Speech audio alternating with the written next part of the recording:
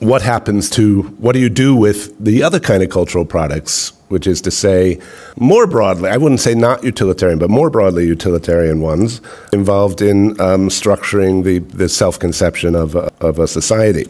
And the second assumption is that both in China and elsewhere, two of these very prominent cultural tools in the ancient world were mythology and divination.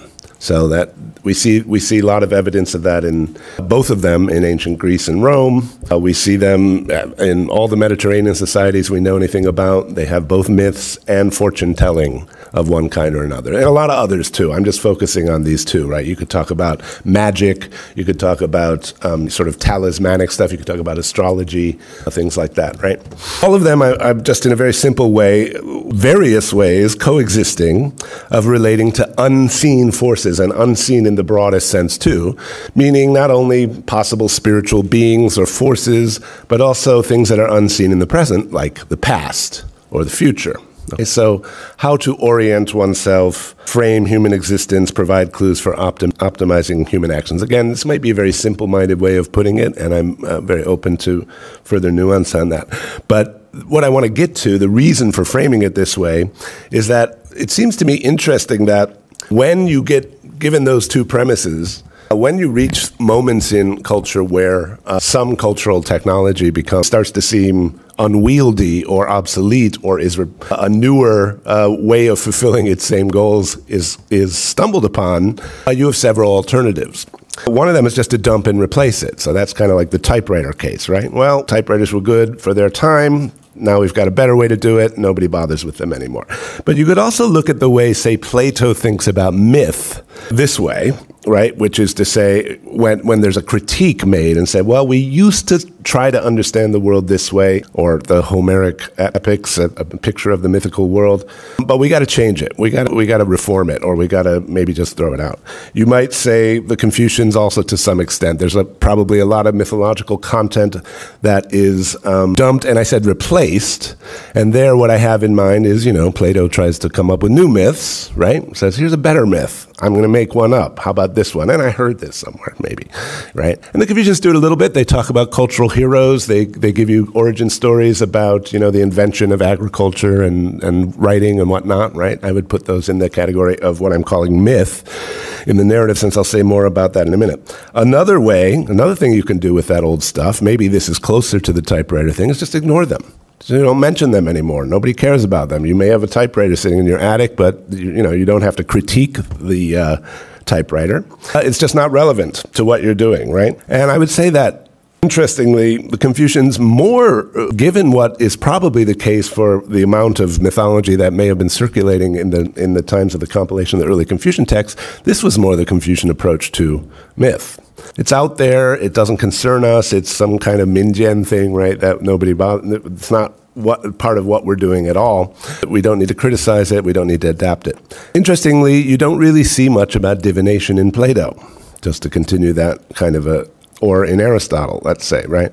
In fact, the Western philosophical tradition just doesn't have much to say about it, except either to critique it in religious contexts, you will see that in theological contexts, or simply to ignore it. We have other ways of pursuing our agenda. But there's a third way, and this is the reinterpretation way, and this is really the one I want to focus on. And this seems to me to happen in both cases.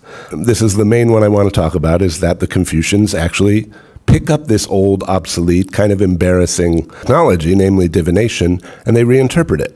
That comes a particular moment when this thing that seemed ridiculous and obsolete is now regarded as having some deep hidden significance. And of course, the same thing happens, this is sort of the starting point of this talk, in the way, let's say, Plotinus treats Greek myth, and Neoplatonists treat Greek myth, right? They say, you know what?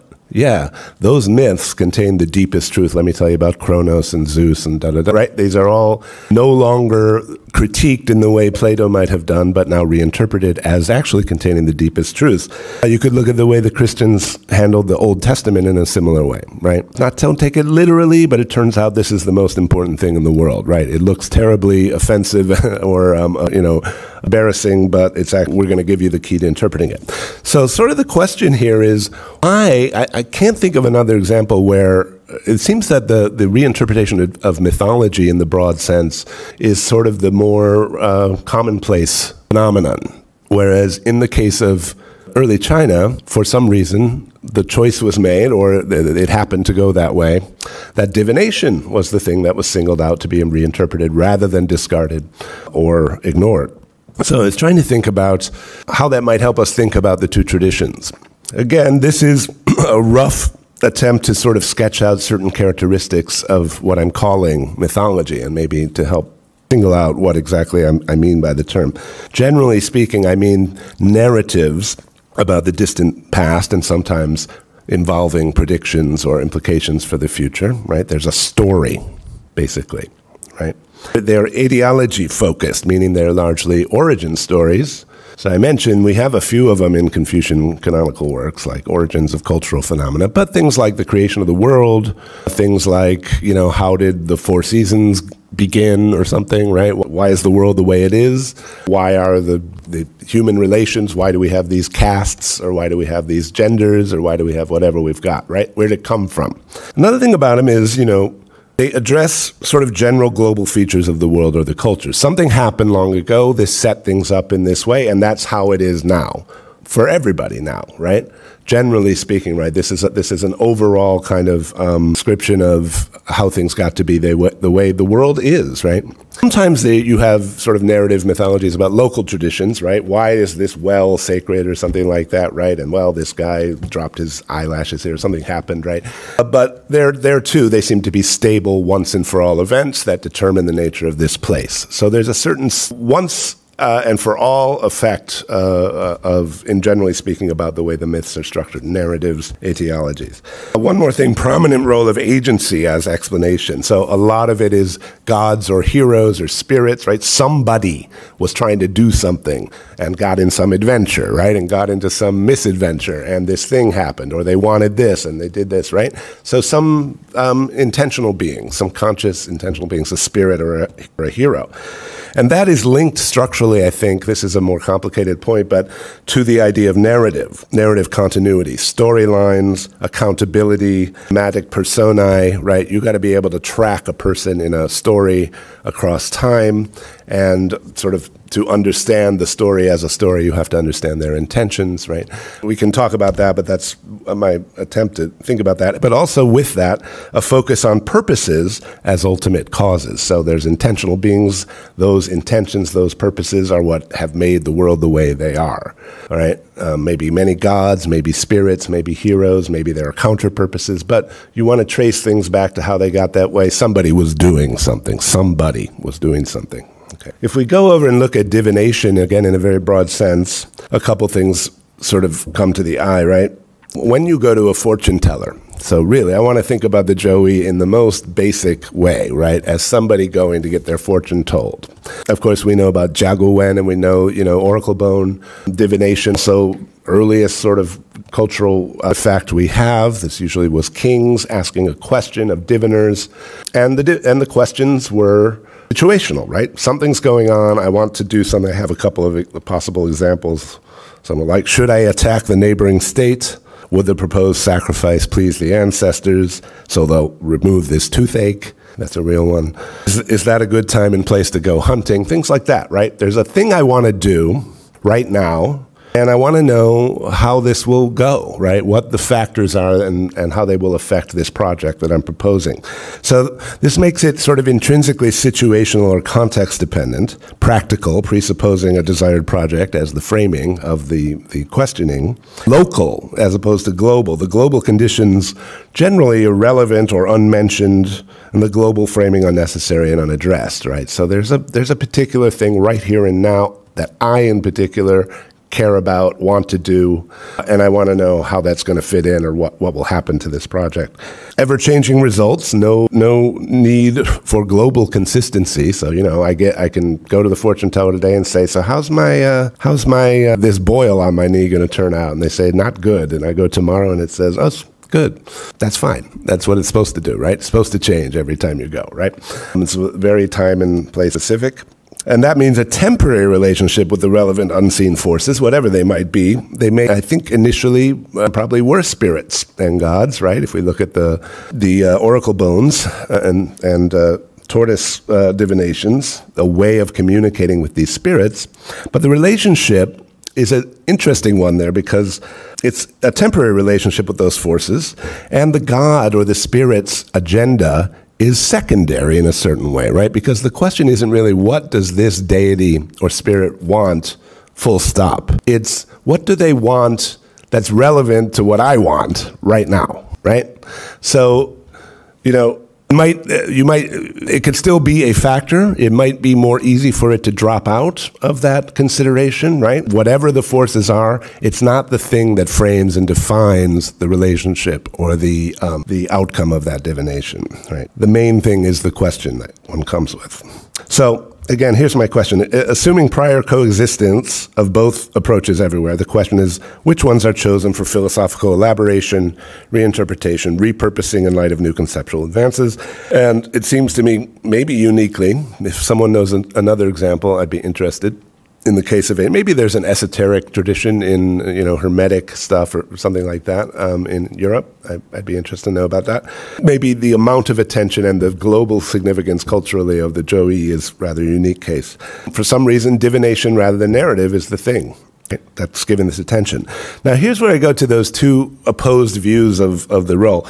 In my opinion, just on the basis of what we have in the evidence of the way the Warring States philosophers address problems, the kinds of arguments they make, the kinds of texts they cite, it looks to me like they have almost completely sidelined the Book of Changes and divination in serious discussion.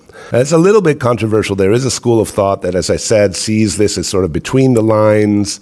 There's one or two references in the Analects that have an alternate text that people who are fond of the Book of Changes would like to insist is the right reading, right, where Confucius says, if only I could study the Eve for 50 more years. I don't think that reading is correct, personally. There's a textual issue, just given other things going on in that text and in contemporaneous texts. So from what I can see, of course, in the Chunqiu and the Zuozhuan, you still have people doing divination, right? But when the philosophers, what we call the Zhuzibaijia, are talking to each other, this is not a thing that they will lean on. Xunzi and people like that will quote it now and then, right, I think. But it's no longer that relevant. So we have a funny situation where it was very, very important culturally. This other movement arises, which seems to put it's almost like the typewriter now, right? It's just, yeah, there's that thing, but that's not really important for what we're doing anymore, and no one would think to bring it up. Okay? That's my view based on what I see in the text. As I said, there's another view, which is that everybody was obsessed with the I Ching. The Lao Tzu comes out of it. It's there, and the Confucius was studying it, and it's really at the basis of everything. I don't see much evidence for that myself. I'll come back to this a little later, but just to give you a sense, right, against the view that it is the hidden source informing, here's some things that people think maybe look to them, and you will see this in a lot of traditional commentary, such themes as timeliness, shi, right, or shi zhong, the mean, shi and zhong, interdependent pairings of dominant and recessive roles, so this kind of pairing, dyadic way of looking at relationships, fu zi, zhun chen, etc., that kind of stuff. On the one hand, or origins, questions of origins, reversal, transformation, which usually are linked to things in Tao Te Ching or in the Zhuangzi. Yin-yang, 5 phases theory, yin-yang and wu-xing, also not really in evidence until rather late in the Warring States, but a little more in medicine, talking about physical processes and really dynastic change. Rather, I see the latter, all those so-called Confucian and Taoist themes, as newly developed stabs at dealing with relations to the unseen conditions of the world, with new conceptual tools developed for their own immanent philosophical and social reasons. That's a longer story. I'm not going to try to give you why I think those develop, but I don't think they come from the I Ching, taking the place of the backburning of both myth and divination. So myth doesn't get invoked much. and neither does divination. So on this view, the famous Confucian agnosticism and skepticism extends also to divination, right? Not just to myth. But then, remarkably, somewhere near the end of the Warring States period, commentary brings divination, but not narrative mythology, back into prominence in light of these new developments as suddenly full of deep and crucial significance. What could have motivated this choice? That's the question I want to try to address. I do think there's a connection between the prominence of the I Ching and these themes that have developed in the sort of, classical ZhouYi age, philosophical age. But I think, I'm far from convinced that the causality goes from the ZhouYi to those things. There are remaining questions about how to put the pieces together, which I'll get to later. But mainly I want to see if we can make sense of why divination and not narrative.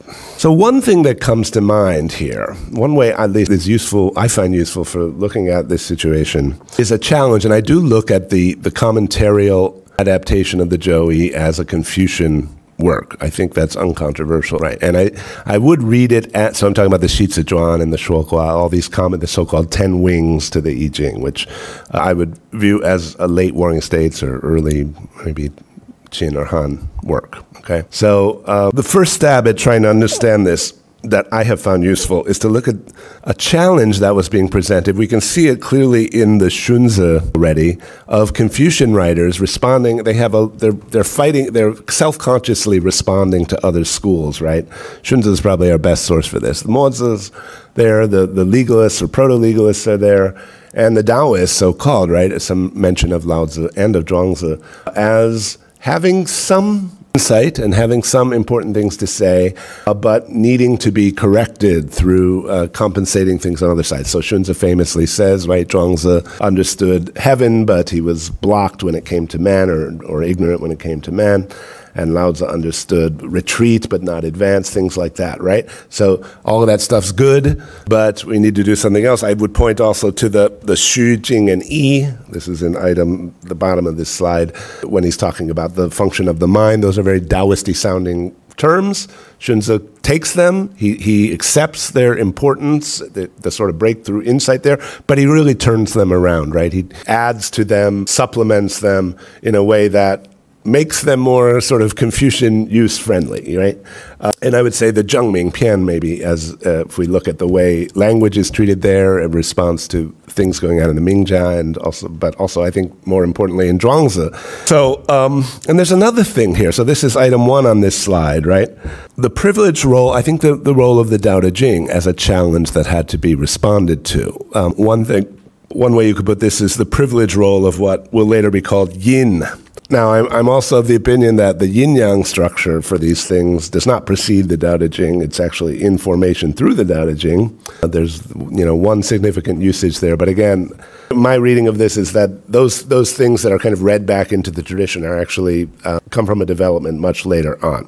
And in fact, sort of the discovery of the yin going on in the Tao Te Ching, we see it in these motifs of the disvalued against the valued, the feminine privileged over the masculine, the dark over the bright, the low over the high, the soft over the hard, the lacking over the present, right? The small, the empty, the indeterminate, desirelessness, namelessness, all those familiar things over their valued opposites, or their determinate or intelligible or seen. This is again a seen-unseen relationship. So if you link that back to the basic problem faced by mythologies and divination. So the prioritizing of the unseen or the indeterminate or the vague, but also linked to the feminine. That, I think, was something that had to be acknowledged, or at least some thinkers within the later, sort of what we call later Confucian thinkers wanted to take in, but also wanted to reinterpret. And you can see different approaches to that. Again, Xunzi is one of them I just mentioned. I would think you see it in some of the things like the Zhongyong,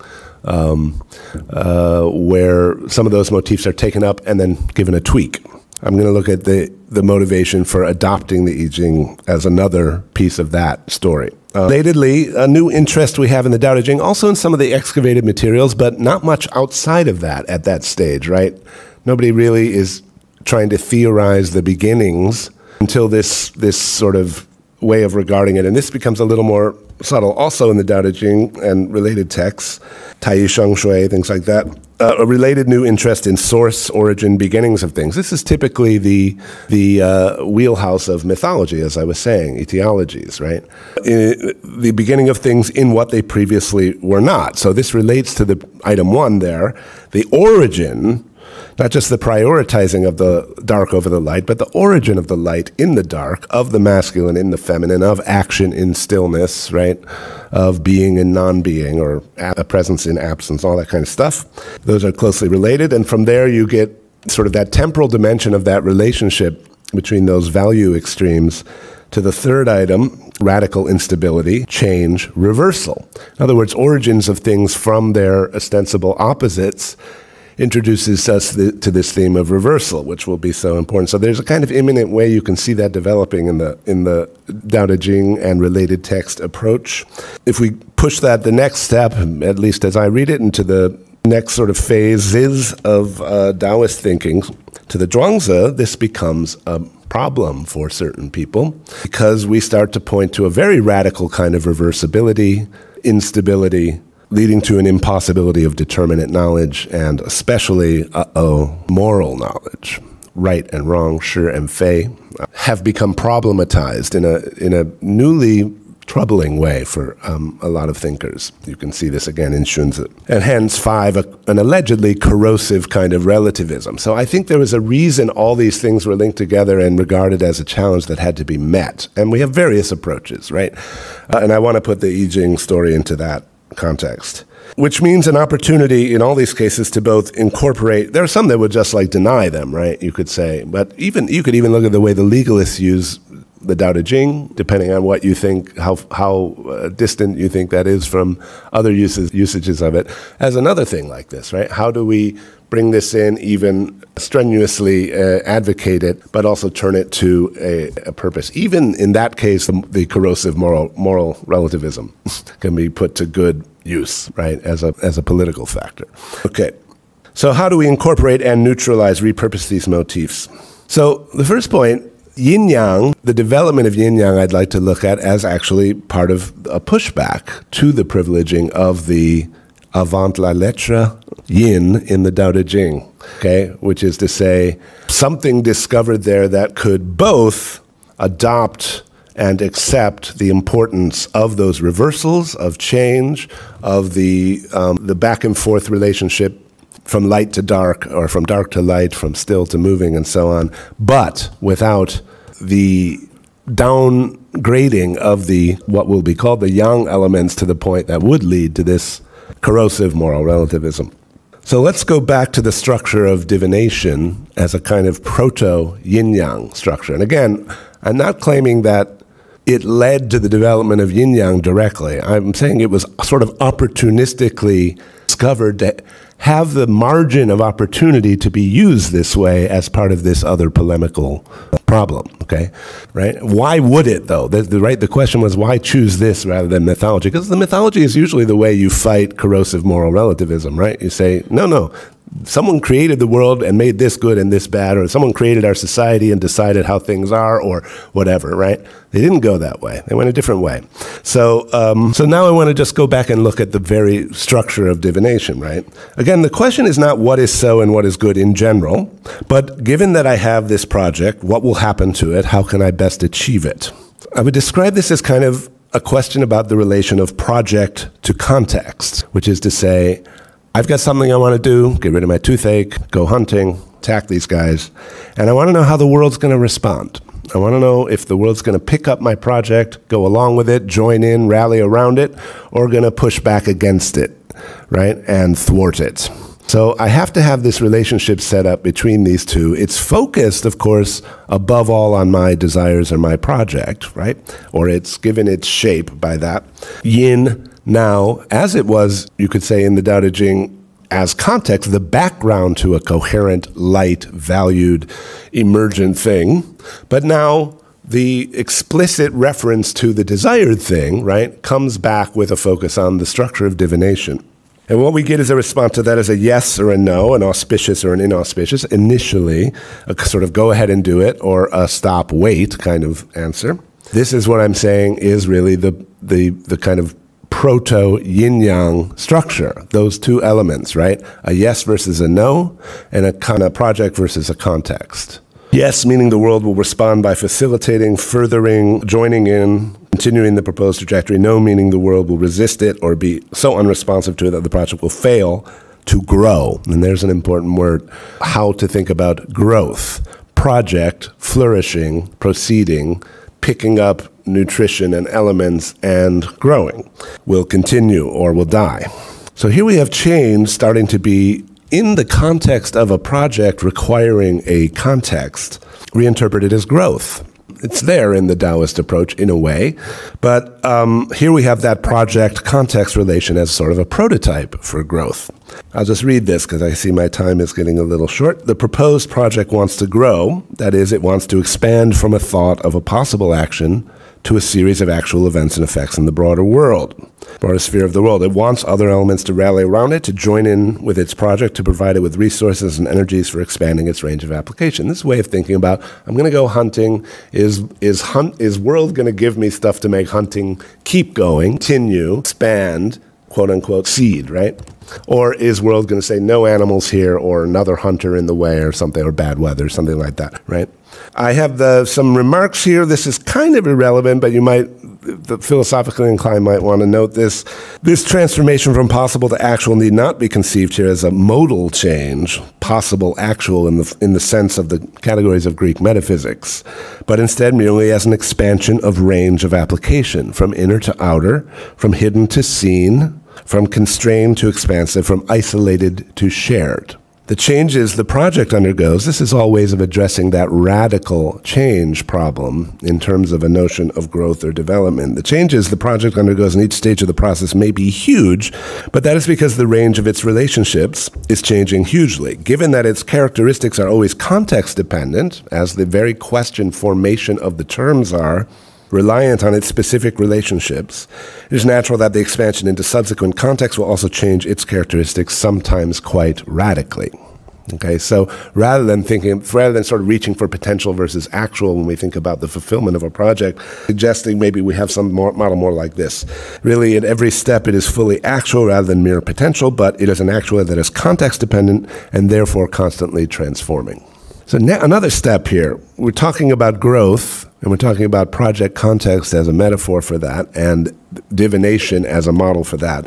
And now we want to also talk about the way yin-yang is brought in to talk about generation, and this idea of growth linked to generation and generation linked to reproductive metaphors.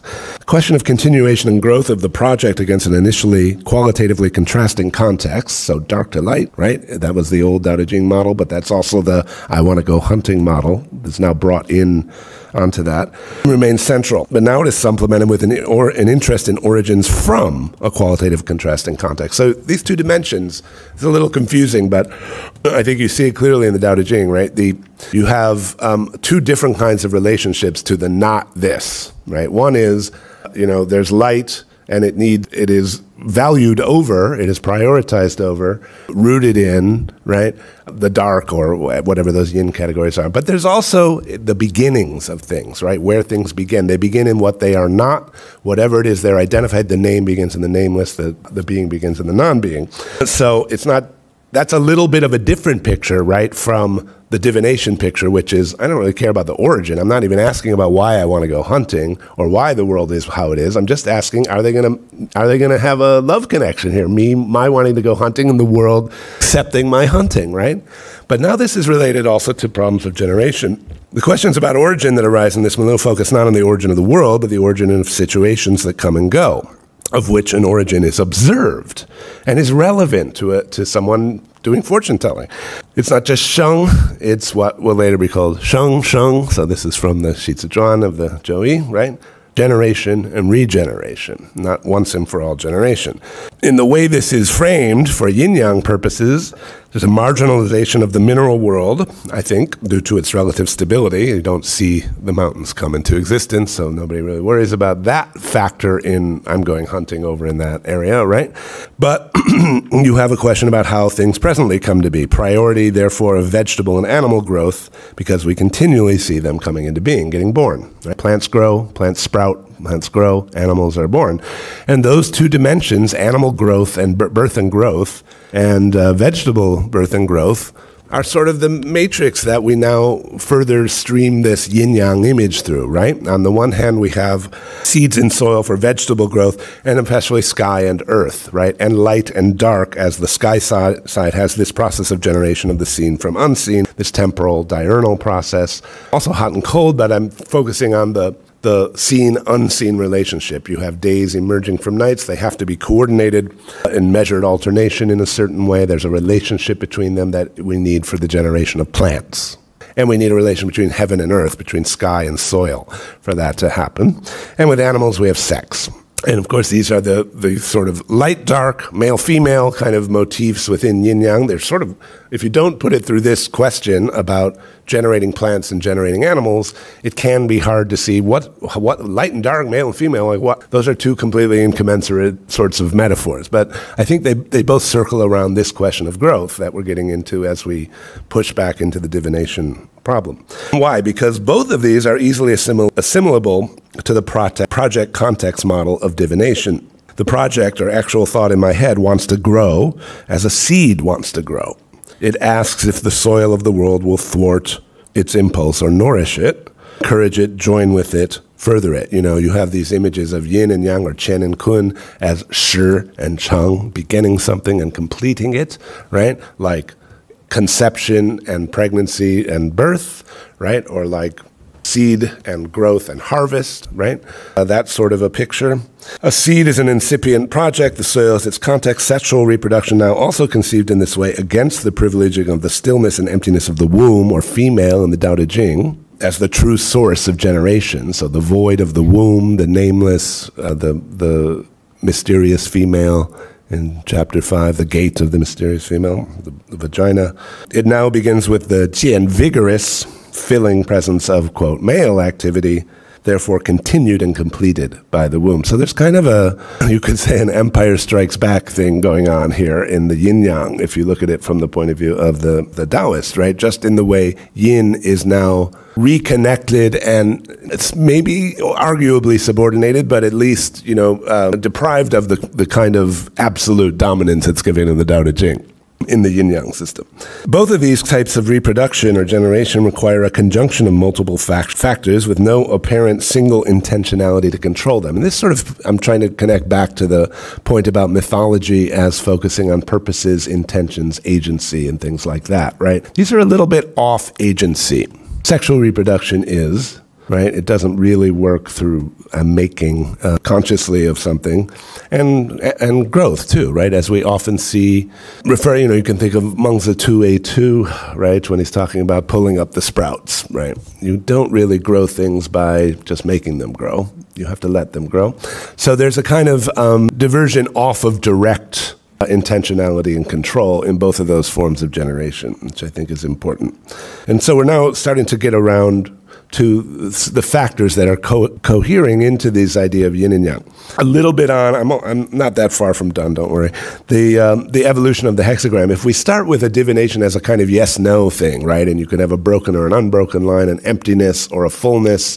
We could talk more about various theories about the evolution of the actual figures in the ZhouYi. We have a way of now, as we complexify into sort of the Si and then into the Bagua, the 8 trigrams, and finally into the 64 hexagrams, a way of diagramming both the project and the context.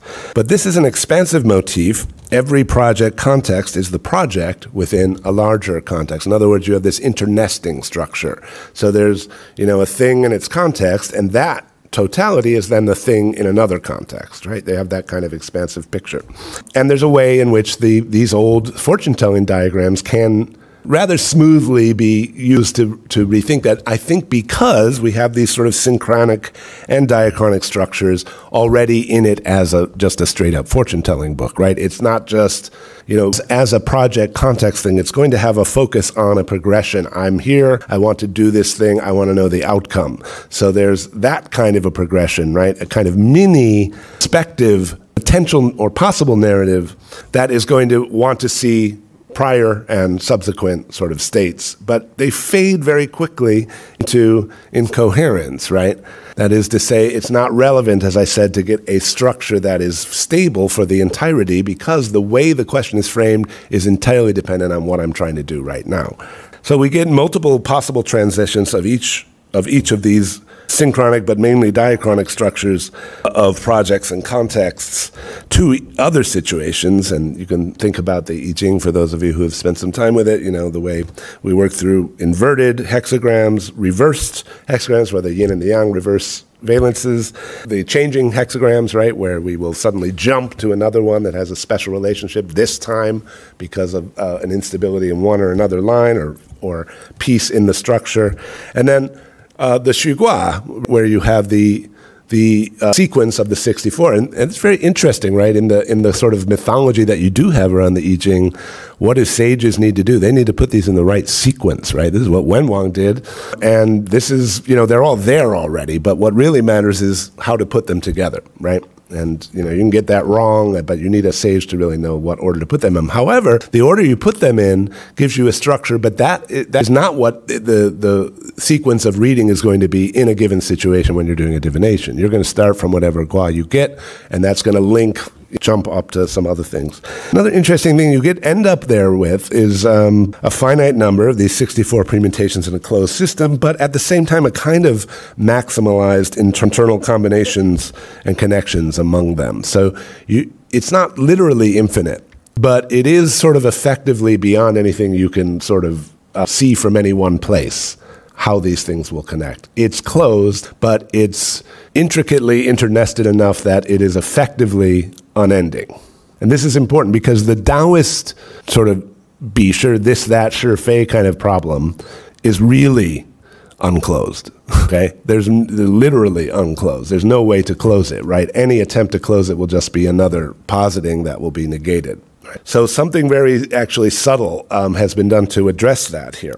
Closing the circle, we have this, we're getting back to sort of the containment of Taoist relativism, closing the circle, a finite range of contexts necessary to contain the drift to total relativism, where you have a functionally relevant way of making a judgment of what is right or wrong or better or worse in a given situation, but never a global judgment like that, right? A functionally unlimited number of contexts to glean maximal flexibility, hexagram system, a kind of elegant solution satisfying both of these opposed demands. So I'm trying to read here yin-yang as kind of a response not just to the privileging of yin in the Tao Te Ching, but to the this-that relativism of the Qiu Lun through global contextualization within this kind of tricky system that's inherited and is structured along these contours defined by specifically by the divination problem. Yin and yang in that way are just a minimal assertion of there is something intelligible there trying to maintain and extend its coherence, to grow, to develop, as we say, against a background and from a background of what it is not. Not to be thought of as first principles that are controlling anything, but rather the lack of any such principles. This is the inheritance from the Taoist side, as the law of averages is the lack of any law, a name for the structure of any coherent activity, a name for the lack of any constraining actual set of rules. Resistance to an overriding order of mutually consistent laws. And anyone, by the way, this is another very interesting thing about the I Ching, for those of you who've played around with it, right? There are a lot of rules for how to read and interpret lines in the hexagrams, right? They have to be xiang-ying, and they have to be zheng, right? And they have to be the relation to the adjacent line and the relation to the corresponding line. But those rules are mutually inconsistent, right? In other words, you can't apply all the rules on every case. So which universal rules apply in any case are not determined by the rules. They're determined by the case, right? And that's what a sage judges when he writes his commentary. He looks at this case and says, well, we don't care about xiang-ying, about response in this case, because this other thing overrides it, let's say. We could talk about it in terms of overriding. Okay, so again, I think that's at the very bottom of this slide, you have a line from the Shi Zi Zhuan, which is, I think, also really significant, right? Wei bian suo shi bu ke wei dian yao, right? Which is to say, the transformations simply go where they go. No essential norms or rules can be made of them, right? And yet, not total chaos somehow, right? Not the Zhuangzian chaos, right? And I have some things here. Mythology repurposed produces monolithic, sort of God-steered religion metaphysics, speculative remark. Divination repurposed produces godless immanent transcendence of cosmic process of generation continuation. So no consistent rules, but not chaotic relativism. So look at this. I think if you look at the sheets of Zhuan, you'll see very specific and pointed responsive to precisely these kind of Taoist worries. I'll give you a couple of examples. These two maybe are sufficient. So the first one, also on the sheets of Zhuan, about language, linguistic skepticism, right? So here we have Shu Bujin Yan, Yan Bujin Yi, right?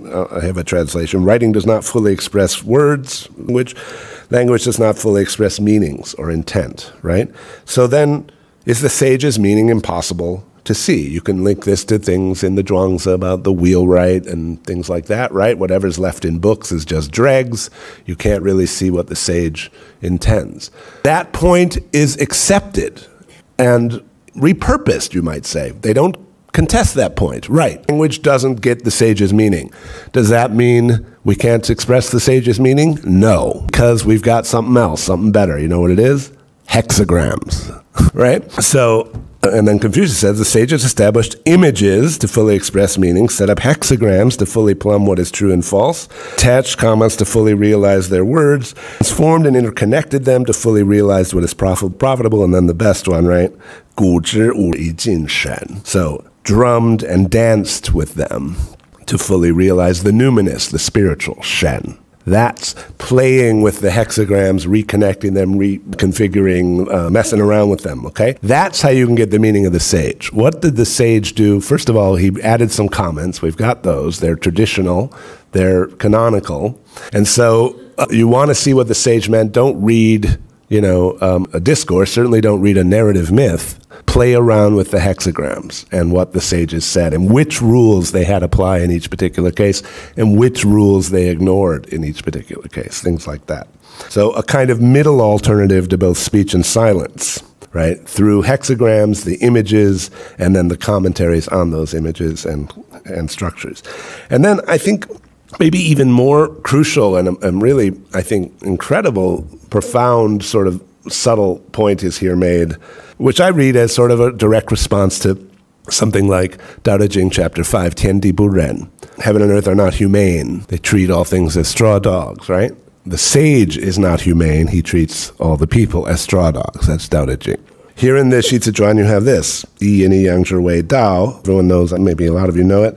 Ji Zhi Zhe Shan, Cheng Zhi Zhe Xing, which is to say one yin, one yang is called Tao. To continue, for some reason I didn't put that translation in, but this is crucial, actually, right? To what continues it is the good. So yin and yang is not good, is not Ren per se. I know we have many arguments about this among Neo-Confucians about how to read this, but I'm just trying to read this text in the context of it as a response to the Tao Te Ching. Okay, so there's Tao and there's the continuation of it. What is the good? It is the continuation of yin, yang, the continuation of the relation, the generative and growth relation of project text, of generation and growth. And what completes it is Xing, which I take to be human nature. And as you can see from the bottom of the slide, this I take to be in line with what comes up in the Shuogua, not in these words, but the trinity of man, earth, and heaven, right? Which is now read as built into the structure, the sixfold structure of the hexagrams. And we have it explicitly, sancai, jian sancai, or liangzhi, there in the Shuogua, right? So human's role is to do good and thereby complete yin, yang, right? Continuing it, although it itself is indeed not Ren. And how do we know this? But what is its relation to Ren? The text continues, Ren zhe jian zhi wei zhi Ren, right? The benevolent, the humane see it and call it humaneness. The wise see it and call it wisdom. The people use it every day and don't know anything about it. Right? Don't know they're using it. And then the key line, Xian Zhu Ren, Cang Zhu Yong, which is to say it's manifest in Ren, most clear, most seen, I take that to mean, and hidden in all those Yong Bu Zhi, all the functions of the ordinary people, the Yong, the Zhu Yong. So that Zhu is doing double duty there. So indeed, 天地不仁, heaven and earth are not humane. And yet, when the humane look at it, they think of it as ren. And though they're strictly speaking wrong, still what they get from it in that way is what is its most clear, its most direct manifestation. It's a very subtle distinction, right? But a very important one, as you can see from the next line, which is, it drums forth the 10,000 things, but does not share the worries of the sage. So as against the Tao Te Ching, which says, 天地不仁, and therefore 圣人也不仁, right? This says, 天地不仁, but 圣人当然仁, right? The sage is ren. The sage does worry. The sage is moral. And that is his way of continuing the amoral process of the Tao. Okay, I'm getting to the end of the time here.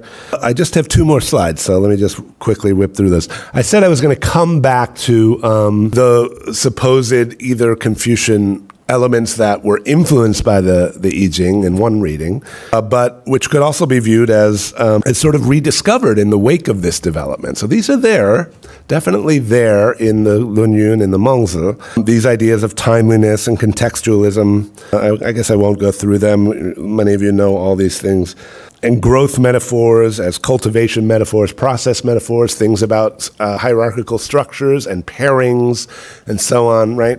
I put this as a question, right? Is this a reason for the privileging of divination over myth? In other words, that you do have these elements, these kind of, maybe even sort of partially sources of streams that led to their radicalization within Taoism that were there, always there in Confucianism, and which could be highlighted or further consolidated, or even in retrospect became more prominent after this particular solution, the divination, was hit upon, or maybe the reason why narrative wasn't going to do the job. These things would not fit in as well to the sort of global, stable structure, more like a Moist structure, right? Or politically a legalist structure, which says, Tian has a plan, here's what's good and bad, we can determine it, no problem, here's the standard, do it or else get punished. Straight, simple. You have elements in early Confucianism that resist that, and you would say strongly resisted in the way Mengzi responds to Mozi, let's say, right? And so this would be one reason why maybe, again, that's totally speculative. More maybe philosophically interesting, this is my final slide, is to think about the status of teleology in the result of this sort of complicated historical process, whichever way we concluded it actually unfolded.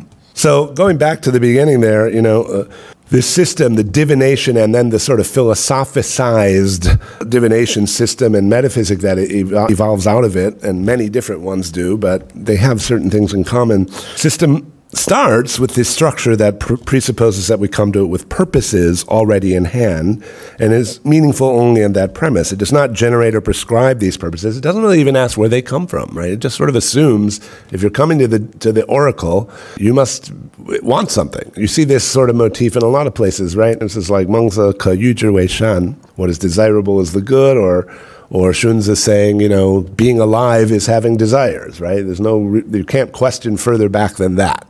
Right? It's just a fact. So you're going to have desires, and there's not much said about those. Those are like the condition of possibility of the system working at all. Rather, it describes a world of constantly changing purposes working with constantly changing situations. These purposes change constantly and are of endless variety. As such, it seems unable to generate or prescribe an overall purpose for the entire system of change or the changes. So this goes back to Yi Yin, Yi Yang, Zhi Wei Dao, right? There's no purpose to it. And there's no goodness to it. There's no teleology to it. In fact, I mean, this is a much, much longer and more complicated argument to make. But I mean, as I said in passing, to say Yi Yin, Yi Yang is just a way of describing the most basic structure of just something being there. You know, not prescribing a particular function or initial condition that things have to accord with. I know that will be controversial in some quarters. But what I think is going on here is it inspires a kind of profound breakthrough, the teleology that is indistinguishable from a teleology. That's really what I want the takeaway here to be. You have to go through these complicated steps. What do I mean by that? Sheng, sheng, not life. That sheng is not life. It's yi yin, yi yang. It can be life. Okay, it's generation of a situation, of an intelligible state of affairs. Elsewhere, I've talked about this in ZhouYi, which I allude to at the very end here, right? When he's trying to, of course, you can divide these in various ways, but this 无心之心 or 天地之心, when ZhouYi talks about that, and when he talks about 生, you'll see that he'll allude to things like when you burn some rotten wood. Someone asks him if wood is rotten and dead, does it still have the sheng? What's the shenging of that dead wood? He says, well, if you burn it, it has a certain smell. That's sheng. All right. Sheng ain't life, right? It's just something happening. It's just things not stopping. It's just continuation, right? It's just the continuity of a continuation, growth continuation. But you realize that means that the only goal there is not reaching an end, things continuing. In other words, having no telos. The facilitation of ji, zhi, zhe, shanye, right? Of coherence and continuity of change itself. The only goal is not stopping the lack of any final goal. One yin, one yang is Tao. Here's where I have the translation. To complete it is the good, to complete it is the role of human nature. So, wu xin zhi xin. So, that idea is very worth exploring in its own right. But if you're interested in trying to put together how such a thing came to be, this is my best stab at the moment of trying to think about how those pieces came together. I welcome your comments and questions. I'll stop there. Thank you. Oh, here we go. On. Anyway, myth, for instance, myth is very different in China versus Japan and Greece, right? Writing comes in and you get a snapshot of what was going on then. Whereas writing and myth develops at the same time. There's transformation. History steps in, fills in some of the parts, so forth like that. So that's very simplistic, right? And then in terms of divination, I think we have two kinds of divination going on. One of which can be consulting an authority, which is Zhouyi, seems more like that, right? Mm-hmm. There's an idea, there's something that's going to tell him, right? Yeah. And then in later popular stuff, you're talking to dead people, Guanggong, and all kinds of things like that. So that's not very useful for philosophy, right? So, but the I Ching is very, very flexible, right? Because it's all about interpretation, and it's very, not only the kind of things going on that you mentioned, but either individual lines are old or young. Yes. They're about to change. Yeah. So it's not a snapshot you're looking for. It's to some extent, where are you going, right? It's very three-dimensional. Yeah, I totally agree. That's a very interesting point about the development of mythology and writing. Your 2 points, I want to just sort of respond to both of them. Yeah, I mean, there's sort of two ways to look at that, right? Like, yeah, you have mythology existing on a sort of oral transmission level, probably, and then writing coming in, and being the other factor of that is when writing does come in, it's the monopoly of a very, very, very small number of people, right? So the question then is, what do those people, so that's another way to question it, right? I mean, I don't know how to calculate those numbers, but were there more people who had access to writing in Greece and Japan when, at any given time? But whatever it was that class thought was important is what we get in writing, right? So, and, yes, you'd have to factor in the availability of resource, how much writing gets to be done, right, and who gets to do it. So I think I tend to look at it as the two things that's related, right, which is to say, why did that class of people who knew how to write not care about this enough to write it down? Right. Well, anything that gets written is privileged. Right. Right? Right. And so what gets privileged is the stuff you got there in that sense. This is mythology. We're going to write it down. We're going to keep it. Yeah. Whereas the Chinese say, maybe not. Yeah. That stuff's too weird. Yeah, right? Yeah, exactly. And the other point, that's one way to think of it. I'm not sure, and this may be subject to, maybe we could just, but I mean, to divide divination into two types, I guess I've been kind of assuming that there's a kind of transition that goes on, that because, in other words, that the divination system can access, like, yes, you're talking to ancestors, somebody's responding, but it's already sort of sidelined just in the structure of those kinds of things, and it's a sort of one-time relationship with that guy, comes and goes, right? So, and I would say, so it's even possible to me, maybe the I Ching was initially also thought of as having someone, your way of relating to Shema Shen, right? But I guess what I'm trying to say is that either way, it doesn't matter, right? There's something in the structure of that fortune-telling as opposed to the narrative myth that is going to tilt things, that is open to being sort of repurposed this way. Yeah, that's right.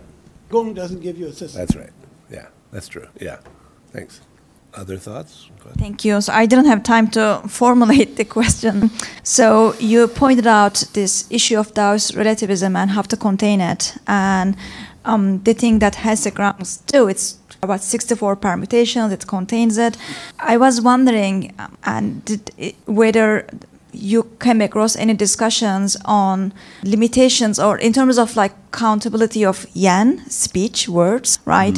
Because there was a slide where there was a skepticism about what writing and speech can accomplish, and then the hexagrams, it's kind of an answer to that. Did you come across any discussions on whether there was this perception of yan being limitless? Just like, like speech being limitless, and that also kind of, I was thinking of more specifically, so the issue of writing speech and what we can express, because another way to answer that is to say goblet speech in Zhuangzi, right? That also is an answer, and it's a middle way between silence versus speech. And instead of goblet speech, we have hexagrams. Yeah. With goblet speech, it's limitless, and also there is no like authority on who can use it, right? It's endless in some ways. Whereas with hexagrams, it's contained in terms of enumerations, also in terms of monopoly over who can interpret that. Sages can interpret what commoners use, but they are too stupid to understand. Yes. So going back to my initial question, did you come across any kind of discussions about yan being limitless in terms of the number of words? Maybe it's like 10,000, but it's just a way of describing, it's like many. Or maybe they lend themselves to different kind of usages, which is like uncontainable. And so hexagrams kind of contain relativism maybe on like multiple ways, multiple layers. I think my sense is that one of the other ways in which the containment happens here is to put to good use the existing interest in traditional authority, right? So who disambiguates the hexagrams? Who judges? Who does the judgments, right? And who puts them in order? Who makes a system of them, right? It's a sage king, or it's a sage, or it's Confucius, right? And so there's this massive there's possibility, but there's an ethical act and a tradition, right? And there are comments right there in the sheets of Zhuang, like oddly enough, one of the very first sort of commentaries you get in the sheets of Zhuang when it just devolves into sort of random remarks about different hexagrams is about language, right? And it's about, you got to be really careful what you say, because one word out of your mouth is like a steed that will, run away and ruin everything. So the constraint is an ethical one, and sort of one that, is exemplified by the sage's reticence or, economy of words, what they withhold and what they don't say, right? And then, of course, they're just disambiguating all the way through. So I think that's part of the way in which, there are infinite things you could say about any hexagram, but the hexagrams and the 7 things that the sages say about them are going to express the sage's meaning in a way that neither the sort of real infinity of an unexplained image or just endless words could do. Sort of something like that. So the seen, not seen kind of business, people might think that there's a barrier line between the two. But it's really about whether you can see the stuff in between. So there's very minute stuff, right? Yes, yeah. And then there's also where you're looking. Yes. Too. And so just a crude kind of idea is that Zhuge Liang figures out he's going to die not by looking at his heart or nothing, but at the stars. Yeah. So the idea is there are places you can look, not everybody's going to look, right? Yeah. So there's stuff that can be seen, those who are subtle enough in themselves to be able to see the stuff. Yes, that's a good point. And I mean, I think that connects somewhat to, the local and not global nature of this kind of enterprise, right? So when you say seen and unseen, you don't mean like there's things that just by their nature are not seen. It's just what you can't see right now, right? So, and as you move along, you're going to get a shifting landscape, but there's always going to be a seen and an unseen, right? And that's where I think the sort of, even the Tao Te Ching sort of intervention comes in. Yeah. Hello. Hi.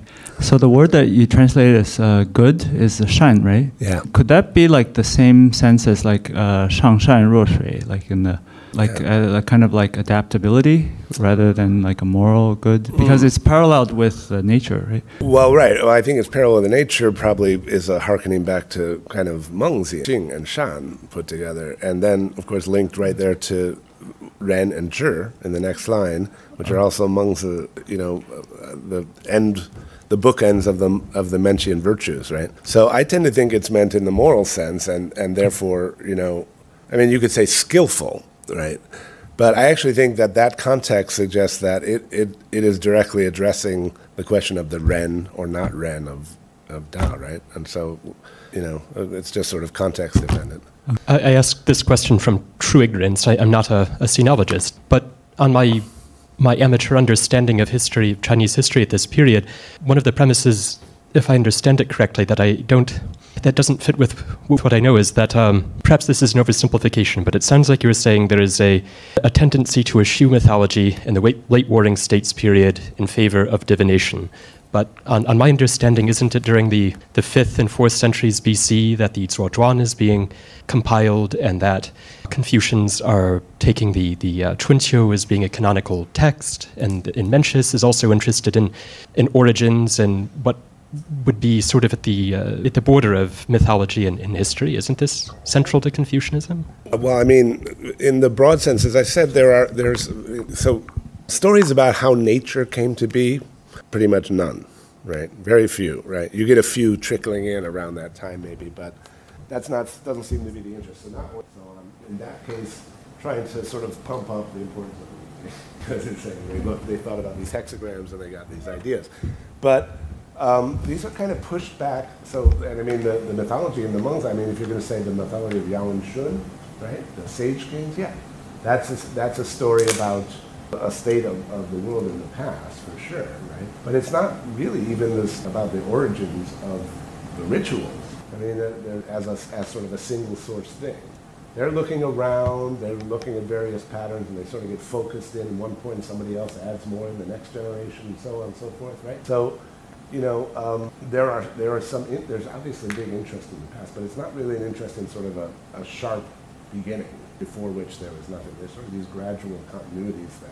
In the case of the Zhuangzi, I mean, there's a lot of stories, right, in the Zhuangzi. Some of them seem clearly to be derived from, let's say like a myth of like the pure man in the mountains, or right, who lives on dew and wind, things like that. There's that kind of myth. We call that a myth. Right? That's different from an origin story or kind of a narrative, right? There is this other thing going on linked here, right, which is marvelous and surprising in some way, right, and has some relevance that we can invoke. But I don't actually see a lot of that kind of philosophical interest in origins, per se, until the Dao De Jing and Tai Yi Sheng Shui and things like that, which I would say is sort of a generation now. Right? And by the way, see what Mengzi does to, even the accounts in the Shang Shu ideas say, like, I don't believe, it's better to have no traditional than to believe all of it. So you definitely have this kind of like, meeting going on. I was told that we are out of time. There's one more question, and then, yeah. Hi, Brooke. It's been a long time. Yes. Yeah, my question is, besides the I Ching, there were zillions of other divination systems, especially with the calendar, with everything. Dreams, there were systems for interpreting dreams, there were systems for understanding medicine. The calendar, though, is one of the big ones. Stem avoidance, there's, do this on such and such day, do the diviner's compass. There were all kinds of systems with the diviner's compass. And how do those all fit in? I mean, I see a lot of I Ching here, but I don't see anything about. No, it's a great question, right? And David alluded to this too. There's all kinds of, right, the role of divination in traditional Chinese culture is actually huge. Maybe unusually huge. So I would guess, that's maybe part of this. Some of those same features of divination that I mentioned before are part of that picture, right? The context specific, the premise, the framing in terms of a sort of particular project context sort of thing. I think those apply in all those cases, but none of those were taken as the basis of a philosophical system, right? No one wrote a Shizhi Zhuan to the the calendar in the same. Well, in a way, someone did. Actually, Yang Sheng kind of did, right? The Taixuan Jing kind of is that, maybe, but it didn't catch on. But I mean, if you would actually, that would be as we would expect, right? That someone would say, there's a deep significance to this way of thinking about the way the calendar works. Right, and that's exactly what he did. He did his own I Ching. For those of you who aren't familiar with that work, right? But he paired it to the Han calendar and made it into 81 specific forms with his own kind of diagrams. But, there's a million different divination systems. Divination itself is important, and one of them got systematized, got sort of rubber stamped by sage attention in a way. I think there's kind of budding versions of that for other systems, which you'll see in a kind of, actually, I think you would see, like the Yellow Emperor's, commentary on the how to choose your name, the character for your name, or the numbers and stuff like that, right? And some system developed. So you could say that tendency, I think, is more widespread. But this one caught on, and that's sort of what I'm trying to get at. Like, why was this one useful for these philosophical debates? Maybe to a unique extent, right? Particularly the one that interests me, I guess, but which I see as central, is this sort of counter with these sort of troubling Taoist motifs that the philosophers were obviously worried about. Please join me in thanking Dr. Ziporyn for his talk. Thank you.